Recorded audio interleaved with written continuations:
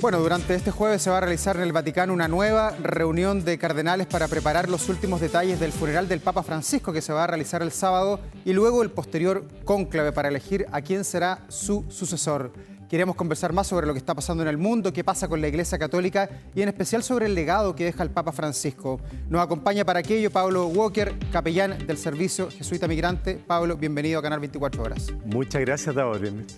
Bueno, ¿cómo aquilatamos el legado del Papa Francisco? ¿Es emulable a otros papas que han sido importantes para la dirección del mundo, como Juan XXIII, Pablo VI, el mismo Juan Pablo II, o tiene un legado propio Francisco I? Se vincula a ellos, yo creo, en la potencia de su carisma, pero tiene un sabor local, ¿ah? Y creo que, sobre todo para Latinoamérica, pero también para todos los países en desarrollo, y también a los países en desarrollo tiene una potencia, su mensaje, porque su misma experiencia, tanto como sacerdote jesuita y después como arzobispo de Buenos Aires, le da una proximidad, una cercanía que hace que el mensaje de Jesús y como la vitalidad que nace encontrarse con Jesucristo sea traducido en cercanía, en metáforas, en historias, en relatos de primera hora que él ha escuchado y que hace que creyentes y no creyentes se identifiquen con el mensaje. Ya, pero en la forma, por ejemplo, de interpretar la doctrina social de la Iglesia, ¿cuál es el legado que queda? Si podemos definirlo de una manera, porque se ha hablado mucho que en el cónclave puede cambiar la dirección de la Iglesia. ¿Cuál de los legados del Papa es estructural y cuál es más volátil? Lo que él escuchó de un cardenal cuando fue recién electo, no te olvides de los pobres. Francisco hablaba de una mística con los ojos abiertos. Entonces, más que el refinamiento de la liturgia, ir a lo central del Evangelio. Eso es lo que le dijo a la Iglesia chilena en su carta al pueblo que camina en Chile, que es en el fondo ir, la médula del Evangelio es reconocer la presencia de Cristo resucitado y sufriente, y eso desde ahí el resto de la actividad de un cristiano, parece. Pablo, hay muchas acciones que tomó el Papa. Fueron 2 años de pontificado, un pontificado largo para estos tiempos, nunca tan largo como el de Juan Pablo y otros, pero obviamente que fue un papado largo. Entre los aportes está el acogimiento a la diversidad sexual, el matrimonio igualitario, pero también el acogimiento a los migrantes, a los desplazados. Tú trabajas en el Servicio Jesuita Migrante. ¿Cómo reciben esa doctrina que además la hizo un jesuita como usted? Es que es un asunto de tener buena memoria nomás. Él es hijo de migrantes, de clase media, de esfuerzo, como la mayor parte de nuestro país también. Está en una iglesia mestiza latinoamericana, nacida de la mezcla, de esa hibridación mutua de encuentro, y por esta mística de ojo abierto y de ir al centro, y dice, bueno, entonces no podemos seguir fabricando descarte, excluido. Y la primera visita pastoral que hace él en su vida como papa es en Lampedusa, con un remo que había quedado de los botes en ese cementerio que es el mar Mediterráneo, como él decía, y él nos llama entonces a generar una cultura del encuentro, a generar puente y no levantar muro, haciéndose cargo de que tiene que ser una migración ordenada, responsable y regular, pero que hay derechos prioritarios, como por ejemplo el del que tiene en riesgo su vida, el refugiado. Ya, pero fue una buena contención para los líderes políticos en tiempos donde vemos que muchos líderes del mundo están muy duros con la migración, no quieren absolutamente a nadie al interior de sus fronteras. ¿El Papa fue un buen contrapeso para estos tiempos? Es de una valentía, la valentía que nace el Evangelio. El hombre no tiene temor. Me encantaría saber de qué conversó con Vance esas últimas horas. Ojalá algún día sepa, pero yo creo que debe haber sido encarado así personalmente con delicadeza y claridad como lo hacía. A propósito de Vance, vicepresidente de los Estados Unidos, ¿es muy diferente la Iglesia Católica de Estados Unidos, que al parecer es más conservadora, versus la que estaba liderando el Papa Francisco, o es la misma? Es que tiene un peso también las idiosincrasias culturales. La Iglesia latinoamericana tiene una trayectoria distinta. La Iglesia más del norte es quizá más ordenada, más formal, y efectivamente, como aquí también, puede ser capturada también por grupos de poder de manera de utilizar y tergiversar el mensaje cristiano para enroscarnos nosotros mismos, para salvaguardar nuestras posiciones de poder, por ejemplo. ¿Qué tan potentes fueron las encíclicas que hizo el Papa Francisco? Hay muchas que son recordadas en el mundo, Rerum Novarum, para qué decir todo lo que fue la cuestión social en aquellos tiempos a fines del siglo XIX. Ha habido otras como Paz en la Tierra del Papa Pablo VI, que también marcó la Guerra Fría. Las del Papa Francisco, Laudato Si, vinculada al medio ambiente, Fratelli Tutti, de la fraternidad, ¿son también un legado que lo vamos a ver como imperecedero 20, 30, 100 años más? Absolutamente.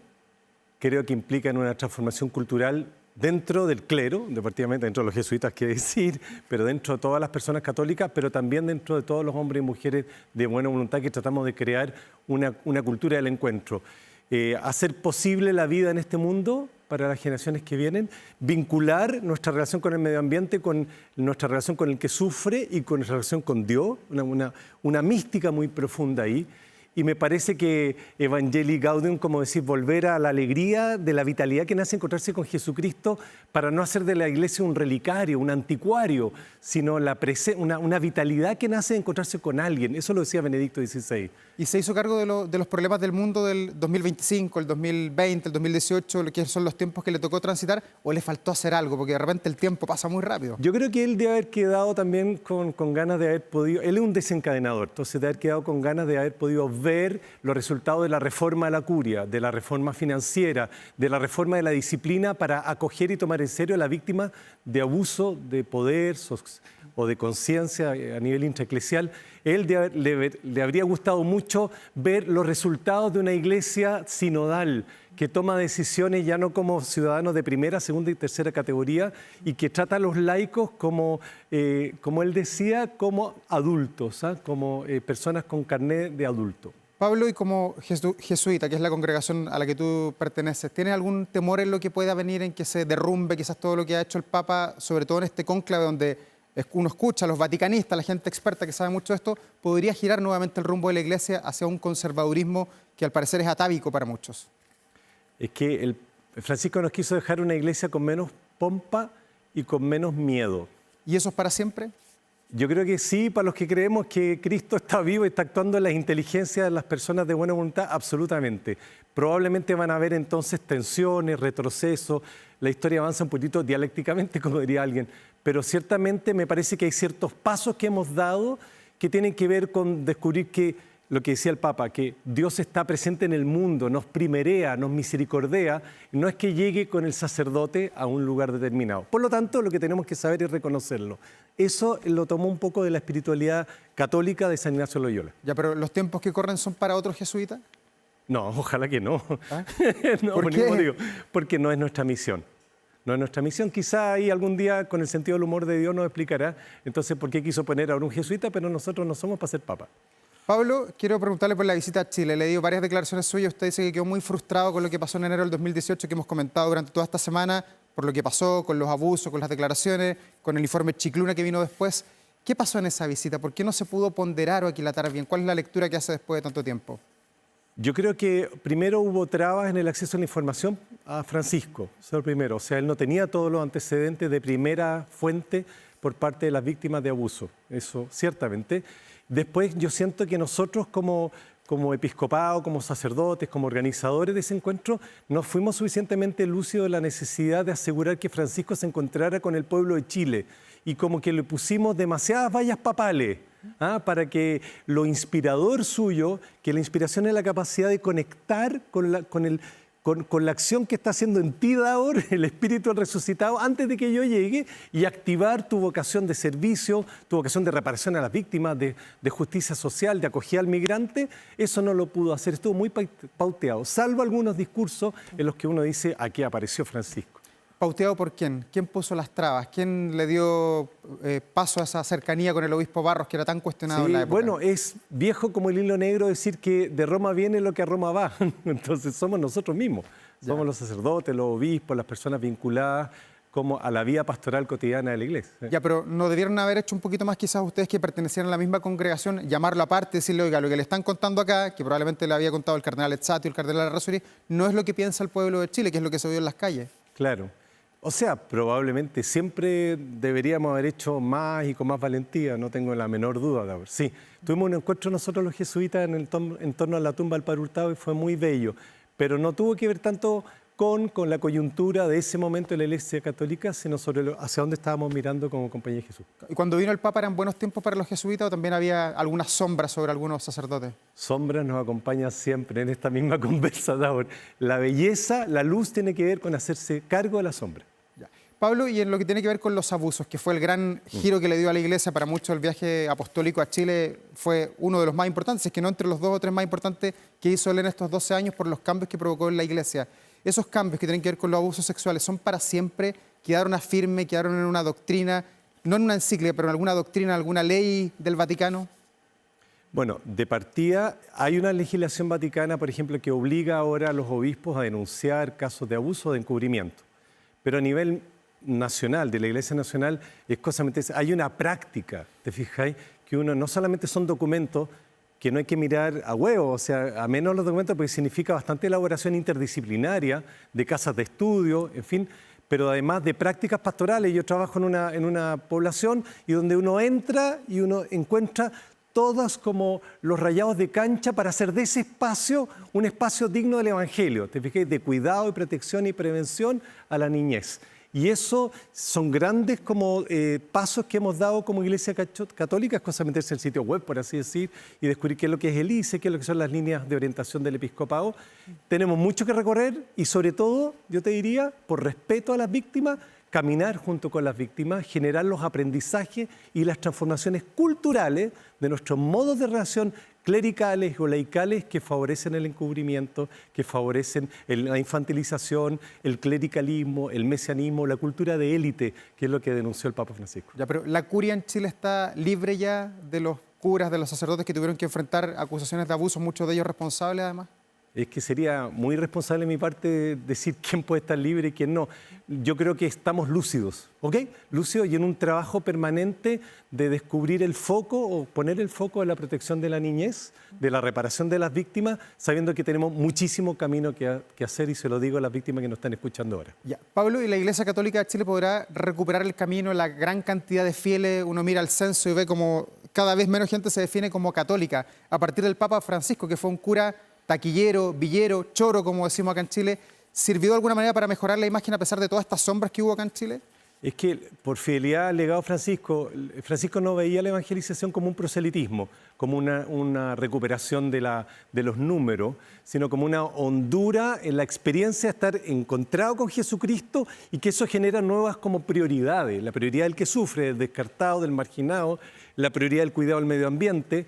Eso a mí es lo que me da esperanza, la presencia de que Dios está vivo, Cristo está vivo y que las personas somos inteligentes y lúcidas y podemos conectarnos con lo que hemos aprendido de las víctimas. Yo creo que eso es lo más promisorio. Eso puede hacer una iglesia más sencilla, más sinodal, más de a pie, más en salida, que no tema tanto. Entonces accidentarse como encerrarse o encorvarse, como decía Francisco. Pablo, quiero preguntarle por la coyuntura del país.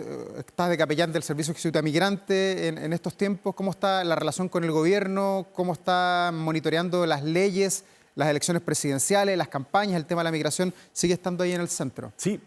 Bueno, no es un tema pop, por así decir. Tenemos una responsabilidad de mirar sin buenismos el fenómeno de la migración y hacernos cargo no solamente en el acceso al marco jurídico, al marco humanitario, a la que tiene derecho toda persona que busca una oportunidad o busca salvar su vida como migrante o como refugiado, sino que también dar un paso y crear las condiciones de la convivencia, como la viabilidad de un convivir, de un vivir juntos, y en eso estamos trabajando en el CJM territorialmente y con muchas alianzas, con otras fundaciones, con todas las fundaciones de la Red Católica, de la Red Clamor, oyendo el llamado de Francisco a generar culturas del encuentro, pero también trabajando con la sociedad civil, con el empresariado, con el mundo académico, con las organizaciones de personas migrantes de distintas nacionalidades, para cómo podemos hacernos cargo de las incivilidades, hacernos cargo de las diferencias, de los desacuerdos, para generar territorialmente o en las empresas, ambientes, colegios, culturas de encuentro, de respeto, de convivialidad, de ciudadanía. Ya, pero esperaban quizás que este problema se hubiera superado en estos años del gobierno del presidente Gabriel Boric, porque esto fue tema también en la elección presidencial pasada y hoy día vuelve a ser tema. O sea, escuchamos a los candidatos, muro, valla, zanja, militarizar la frontera, sigue siendo tema. La utilización de la xenofobia o del miedo va a permanecer siempre por determinados como agentes políticos. No teníamos la expectativa de que un gobierno en particular lo resolviera, porque esto llegó para quedarse, dada la situación climática, la situación de las crisis alimentarias. Más bien tenemos que cambiar un switch de decir, hay duelos migratorios y duelos de los que creíamos que nuestra identidad chilena iba a ser purista. nacionalista, intocada. Y no, amigos, tengamos buena memoria, somos mestizos, hijos de mestizos, seremos mestizos, pero podemos aprender a vivir juntos. Ya, pero esa mirada, Pablo, era una mirada que quizás los chilenos no entendían hace 5 o 6 años. Uno ve también, y recurro a la caja de las encuestas, donde ve que el buenismo, la buena mirada sobre la migración va cayendo considerablemente. O sea, entonces, ¿qué le pasa a los chilenos? Tenemos que revertir, ir en contra del buenismo. A lo que estoy diciendo es, ¿es cómodo vivir con personas que vienen llegando a tu barrio? No, no es cómodo. ¿Me explico?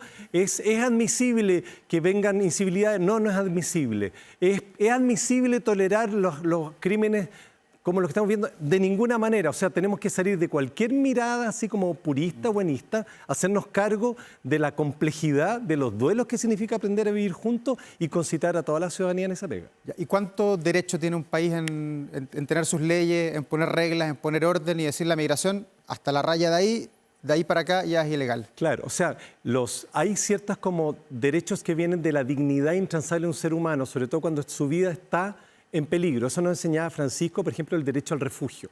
¿Ok? De respecto al derecho de migrar, es un derecho que supone también ecualizarlo respecto a las posibilidades que tiene un país para asegurar que la migración sea ordenada, segura y regular. Entonces, es una ecualización, es una vinculación. No estamos aquí hablando de los blancos y los negros absolutos, pero cuidar la dignidad de un ser humano para que no sean expuestos al escarnio en estas puestas en escena que se hacen o ser abandonados en el desierto. Entonces, ¿cómo juntar la sustentabilidad de un Estado, de las instituciones, con la gestión de las crisis humanitarias de manera que el saldo no sea crear resentimiento a personas que van a quedar viviendo acá porque ya son chilenos, ya son nuestros conciudadanos? Tenemos que aprender entonces de esa interculturalidad, que es una palabra técnica un poco extraña, de lo que significan los retos complejos de poner acuerdo, resolver los dilemas que tenemos, resolver las incivilidades, las inseguridades, crear más que solamente seguridad jurídica, que también seguridad humana. Ya. ¿Y se ve en este tema alguna luz al final del túnel? Disculpa Sí. el cliché, pero Sí. se ve como que vamos a mejorar en algún minuto, que esto va a dejar de ser tema y va a primar la convivencia, la armonía, la vida en sociedad. Es que eso ya sería un poco ingenuo. Lo que a mí me da mucha esperanza es que hay muchos actores que estamos convergiendo en tener una agenda por la convivencia, pero no buenista, que se haga cargo de las tensiones. Y eso da mucha esperanza. Salir como del todo nada para quitarle piso también a formas de xenofobia y poner la dignidad y la viabilidad de las instituciones también en su justo punto. Ya. Yendo a la Iglesia Universal y también al legado de Francisco, la forma en que Chile está enfrentando este problema, somos un país de Latinoamérica, así chiquitito, tenemos 20 millones de habitantes, ¿es la misma que lo están haciendo otros países? ¿Chile va mejor? ¿Chile va peor? ¿Está muy doctrinario? Me parece que en Chile tenemos también como el riesgo de caer en derivas xenofóbicas, en derivas, entre comillas, de corte autoritario, en derivas y deshumanizadoras, cuando uno ya empieza a tratar a seres humanos como cosas o animales, es cosa de retrotraerse 70 años para saber esa historia, ya la vimos y no puede volver a suceder. Entonces tenemos que poner como cortapisa, ahí sí que hay que poner muros, pero son muros para proteger la humanidad, no protegernos de los seres humanos. ¿Será tema este para el próximo Papa, para el que salga en el cónclave en unos 15 días más, o serán otros los problemas que va a asumir? Porque estamos en un mundo marcado hoy día, estamos en abril del 2025 por la guerra comercial, por ejemplo. Claro. Y esa economía es la que puede hacer que algunos países tengan un vaivén hacia la izquierda o hacia la derecha.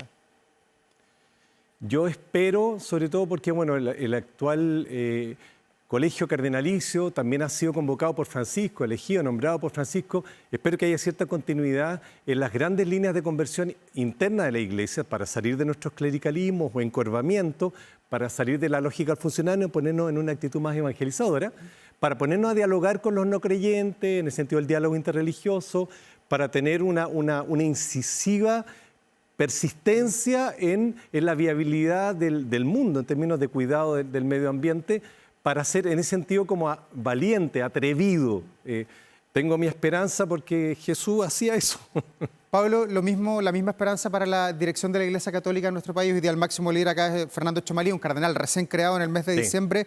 ¿Podrá él de alguna manera volver a ser influyente a que la Iglesia esté en los temas de la sociedad, como lo estuvo, por ejemplo, en los años 70 con el cardenal Silva Enrique, incluso con el cardenal Fresno, que llamó al Acuerdo Nacional en los 80? Lo que pasa es que yo tendría cuidado con la tortícolis, con la nostalgia. No se trata ahora de anhelar volver a ser la Iglesia de los 70, porque si lo fuéramos no seríamos fiel a la Iglesia que se necesita en los 2025. Me da mucha esperanza por ser una persona joven, por ser una persona que se maneja en los temas coyunturales. Me parece que además tiene un equipo que tiene que ir convocando progresivamente de manera que tengamos menos miedo de accidentarnos, de usar una palabra. Y de nuevo con Francisco, poner el foco en el centro del Evangelio y no solamente o tanto en las formas. Desde ese punto de vista, ¿el cardenal Ezzati fue poco relevante, el cardenal Laos fue poco relevante en la discusión, en el debate de Chile? Otra cosa con guitarra de ahora. No sé. No es lo mío la opinología. Ya. Pero se ve un cambio, por lo menos, lo Sí, vemos nosotros claro, mediáticamente claro. Bueno, con el cardenal Chomalí. O sea... Fernando Chomalí, el arzobispo, es una persona que disfruta también en el debate público. Y yo creo que eso es muy apropiado para estos tiempos, muy necesario para estos tiempos. Ya. Y junto con eso hay que sumarle el trabajo territorial, el reconocimiento del trabajo territorial que hacen los laicos, los curas, las monjas, los catequistas, los profesores de religión de todos los días e inspirar eso en una actitud de iglesia en salida, de diálogo con el no creyente, con el que mira a la iglesia como diciendo, estos son unos carcas, esto es un anticuario, esto es un relicario, se están mirando a sí mismos, se están protegiendo a sí mismos, se están encubriendo. Y volver a poner el foco en el que sufre porque ahí está Cristo vivo y resucitando. Eso es, Francisco, eso trató de decirnos el mismo Jesús. Ya, pero ¿qué han hecho otras iglesias, Pablo? Y disculpa que nos extendamos en la conversación, pero quiero aprovechar la experiencia, porque nos conocemos hace muchos años además. ¿Por qué otras iglesias han avanzado tan rápido y han penetrado quizás la pobreza, las poblaciones en Chile, como la iglesia evangélica, que tiene mucha relevancia hoy? Yo creo que es bueno tener la humildad ahora también como de aprender, ¿eh? De aprender esa cercanía, ese, por ejemplo, ese fortalecimiento del laicado. ¿Te explicáis? De manera que la vida de una comunidad no dependa tanto si hay un cura, un sacerdote, y efectivamente eso de nuevo Francisco es como decir, mira, hay una primacía del pueblo santo de Dios, decía, o sea, de los bautizados. Necesitamos, y yo creo que lo estamos haciendo de a poco, fortalecer como esa mayoría de edad, diciendo, mira, tú eres papá, o sea, ya como papá eres 3 veces sacerdote. Eso lo celebramos en el bautismo, falta reconocerlo, celebrarlo y desplegarlo. ¿A qué continente le toca ahora elegir al Papa? Esto se reparte por continente. Sí. Vemos los vaticanistas que dicen, bueno, ahora le toca el Papa asiático, sí. Otros se toca un Papa africano. No. ¿Es así la repartija del poder en el Vaticano, no? Yo soy cura, no brujo, ¿no? No sé, no tengo ni idea. Pero tengo esperanza que el espíritu está funcionando en la inteligencia y en la memoria de las personas. Ya. Eso es lo que... Pero ¿no hay algo mejor que otro? ¿Da lo mismo cualquiera de los 135 cardenales? ¿O tiene algún temor? No, jamás daría lo mismo. Efectivamente, yo en mi fuero interno puedo ir teniendo como mis inclinaciones, mis esperanzas. Por ejemplo, por franqueza, cuando nombraron a Jorge Bergoglio como papa, lo primero que yo dije fue un garabato. Eso pregúntale a la gente del Hogar de Cristo. Dije, pero ¿es la que nos metimos? Claro, exactamente. Había mucho prejuicio, miedo de un compañero mío y además que mi percepción que yo tenía respecto a lo que había su gestión previa no era buena.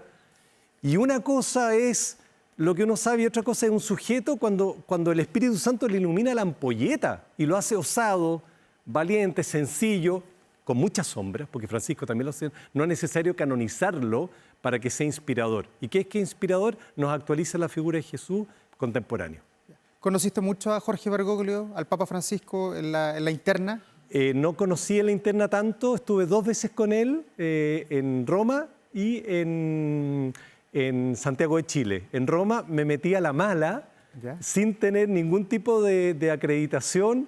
Me ayudó un obispo para meterme y me confundí entre la multitud y logré estar en Santa Marta, entregarle una carta y lo que le dije a Francisco, Papa Francisco, en el Hogar de Cristo hoy día cumplimos 75 años. Le dijo, le quiero contar que en Chile trabajamos para que el país trate con respeto al pobre. Y él estaba sonriendo y se fue para adentro.